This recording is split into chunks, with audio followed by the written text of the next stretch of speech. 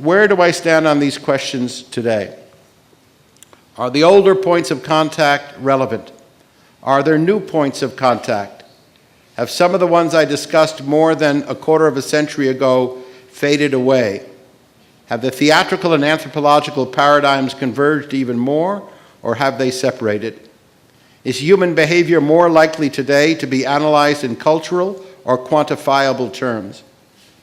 The older points of contact are still valid, but these were all about how ways of making, receiving, and transmitting performances ought to be examined with methodologies that would bring performance studies, just then in the early 1980s being formed, and anthropology closer together, a mutual methodological program, if you will.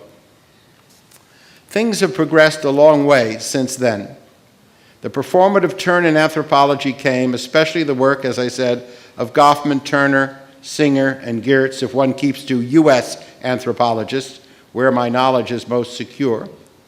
And in light of that, increased interest by both performance theorists and anthropologists in a broad range of topics, from mirror neurons and neurobiology, the study of Paleolithic performance centers, a refiguring of so-called cave art, not as visuality but as ceremonial venues, the application of Turner's pioneering performed ethnography, particularly in the work of his wife, Edith Turner, the multiplication of local knowledges, to use Geertz's term, in relation to theater of the oppressed, Augusto Boal's Theater of the Oppressed, and various theaters for development, liberatory actions, or, if you will, more negatively, post-colonial neoliberal interventions. That has to be determined.